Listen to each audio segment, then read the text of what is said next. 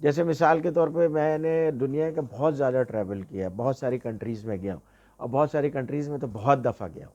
जैसे सिंगापुर में 25 दफ़ा गया हूँगा, 20 दफ़ा गया हूँगा, अगर 25 ज़्यादा बोल रहा हूँ तो वहाँ पे जो है इन कंट्रीज़ में जाने का प्रॉब्लम क्या होता था, हलाल फूड।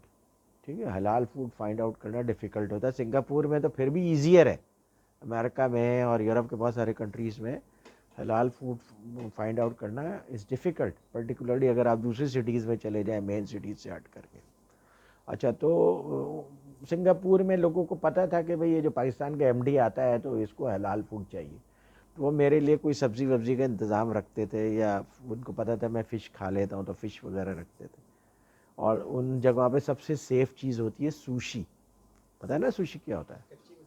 कच्ची मछली, और आई लव इट, क्योंकि मेरा सर्वाइवल इस पे हुआ है।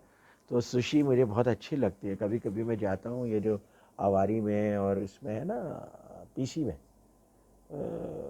ये सुशी का बाकायदा एक वो है जैपनीज़, तो मैं सुशी ऑर्डर करता हूँ। I enjoy sushi. ठीक, वो जैसे कॉफ़ी का टेस्ट डेवलप हो जाता है देन यू एन्जॉय कॉफ़ी, उसी तरह सुशी का टेस्ट डेवलप हो जाता है तो यू एन्जॉय सुशी। भाई आदमी मरने से बेहतर है कुछ तो खाएगा ना, तो वहाँ पे sushi is the safe bet. कच्ची प्योर रॉ फिश होता है वो, बट इट्स टेस्टी।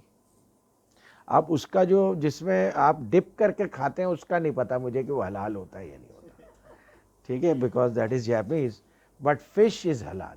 ठीक है। अच्छा, तो एक दफ़ा हम लोगों की जो मीटिंग थी ना वो बोट, एक दफ़ा हमारी मीटिंग थी बोट पे। ठीक है, तो बोट के ऊपर हम लोग मीटिंग वीटिंग से फारिग हुए तो स्वीडन से भी कुछ नई लड़कियां आई हुई थी, ह्यूमन रिसोर्स की न्यू न्यू इंटर्न। वो तो बिल्कुल ही समुंदर देख के पागल हो गई, और वो फिर हमारे उस बोट के साथ जो है ना उन्होंने एक जाल टाइप लगाया हुआ था, वहाँ जाके आप लेट जाएं तो आप पानी इंजॉय कर सकते हैं, इट वॉज सेफ। तो मैंने कहा चलो मैं इंजॉय में चला गया। तो मैं गया तो वो दोनों लड़कियां भी आ गई। अब वो इतनी नाज़िबा हालत में थी कि मुझे निकलना पड़ा।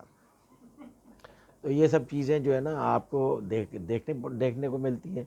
फिर उसके बाद लंच का टाइम आया, तो लंच के टाइम में जो है मेरे पास, मैंने देखा कि क्या चीज़ें हैं, तो उसमें मैंने देखा कि सिर्फ मेरे पास जो जो मैं खा सकता हूँ वो था प्रॉन्स।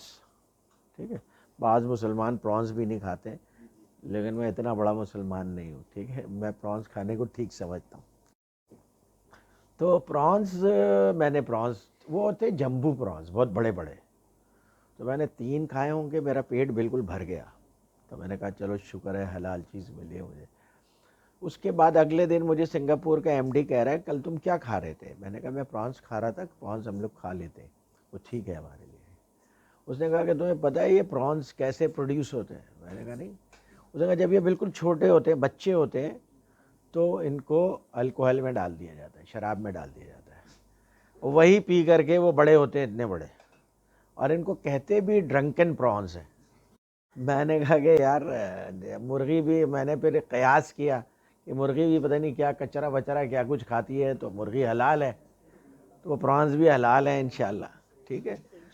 फिर उसके बाद एक दफ़ा तो ये मेरे साथ खुद हुआ कि भाई मैं ब्रेकफास्ट कर रहा था, पता नहीं मैंने उसको कहा कि भाई मुझे जो है वो सिंपली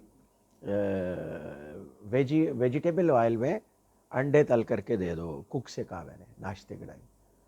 उस सेंटर में कुक होता है ना जो कुकिंग कर रहा होता है होटल्स में। तो इत्तेफाक से मैं उसके पास चला गया, उसके पास, तो मैंने देखा कोई पाउडर डाल रहा है। मैंने कहा ये कौन सा पाउडर डाल रहे हो? उसने कहा oh sorry sorry it is pork powder. तो वो जो है ना दो चीज़ें हर चीज़ में डालते हैं यूरोपियन और अमेरिकन, एक खाने में पोर्क पाउडर और एक स्वीट डिश में रेड वाइन। ठीक है। अब जाहिर है कि मैं बाहर जाता था तो थोड़ा बहुत मीठा चख ही लेता था। तो जिस दिन मुझे रात में अच्छी नींद आती थी मैं समझ जाता था कि आज कुछ हो गया है, आज कुछ मिलावट ज़्यादा चीज़ें खा ली। तो ये बचना बहुत मुश्किल होता है, समझ गए? तो नहीं, मुझे उससे नहीं फर्क पड़ा। लेकिन ये जो तिरामिसू वगैरह खाता था ना, ये जो इनके स्वीट डिशेस हैं या चॉकलेट केक, तो वो मैं थोड़ा बहुत खा ही लेता था। यार कितनी एहतियात करे आदमी, 10 दिन के लिए गया है तो यार कुछ खाने को ही ना मिले, तो फिर वो थोड़ा बहुत खा लेता था। वो रात में नींद अच्छी आती थी तो सुबह समझ जाता था, अल्लाह मियाँ से माफ़ी मांगता था, अल्लाह मियाँ माफ़ कर दे, बंदा मजबूर है। और खता खता का पुतला है, तो हो जाता है आदमी से। क्या ख्याल है? तो अल्लाह ताला माफ़ करने वाला है, रहीम है, गफूर रहीम है। तो ऐसे बहुत से वाक़यात हैं जो कि आप जब बाहर रहते हैं तो आपके साथ पेश आते हैं। कुछ बताए जा सकते हैं, कुछ नहीं बताए जा सकते हैं, ठीक है। तो शाम में जो है वो हमारे उन पार्टीज़ कैसे होती है मल्टीनेशनल कंपनीज़ की। अच्छा, तो 6 बजे जो है उनका डिनर शुरू हो जाता था, और 6 बजे से लेके 8-9 बजे तक वो सब शराब पीते रहते थे, ठीक। कंपनी के खर्चे पे शराब होती थी। तो बाज़ इंडियंस और बाज़ गोरे ऐसे होते थे जिनको हम मटका कहते थे, क्योंकि फ्री की शराब जो है वो पीते ही रहते थे। लेकिन ज़्यादातर गोरों को मैंने देखा है कि दे नो देयर लिमिट्स, तो वो इतनी शराब पीते थे कि हद में रहते थे। और ज़्यादा शराब इसलिए भी नहीं पीते थे, उसे पेट वेट निकल जाता है, जिसको बियर बेली कहते हैं। जैसे मेरा पेट निकला हुआ है ना, इसको बियर बेली बोलेंगे। हालांकि मैंने ज़िंदगी में अल्हम्दुलिल्लाह कभी शराब नहीं पी है, उस तरह पिए कि ट्रेमिसू में रखा हो, डला हुआ हो तो। अच्छा, तो वो फिर 10 बस 9:30 10 बजे खाना खाते हैं, फिर 11-12 बजे तक अपने अपने कमरों में चले जाते हैं। अच्छा, इंडियंस को, चाइनीज़ को अगर ये मौका मिल जाए तो वो नहीं छोड़ते। वो कोई सा भी अल्कोहल नहीं छोड़ेंगे, बियर नहीं छोड़ेंगे, और बिल्कुल जो है जितना पी सकते हैं उससे ज़्यादा पीते हैं। अच्छा, वो ये वाक़या है चाइना का। फिर मैं जो है वो पार्टी, ये मुझे बड़ी बोरियत होती थी क्योंकि मैं उस 3 घंटे के दौरान डाइट पेप्सी पीता रहता था आहिस्ता आहिस्ता। फिर भी 3 पेप्सी पी लेता था, विच टू मच।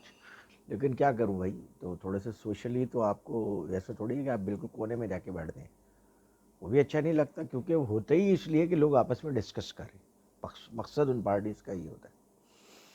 तो फिर रात के 2 बजे मेरे दरवाजे के को पे किसी ने नॉक किया। दरवाज़ा खोला तो चाइना में हो रहा था ना, तो वो सेल्स के भी कुछ लड़के लड़कियाँ आई हुई थी। एक बड़ी खूबसूरत लड़की थी, खड़ी हुई थी, वो बिल्कुल नशे में थी। मुझे देख के कहने लगी, you look like a king. मैंने कहा अच्छा, समझिए। अब वो मेरे ऊपर गिरने वाली थी, तो मैंने उसको सहारा दिया, सहारा दे करके उसको कमरे में पहुँचा दिया। यकीन करो, कमरे में, उसके कमरे में पहुँचाया, ठीक है। और ये कोई 3 दफ़ा उसने किया, रात में 3 दफ़ा उसने नॉक किया, और हर दफ़ा मैंने उसको वापस उसके कमरे में जाके पहुँचाया।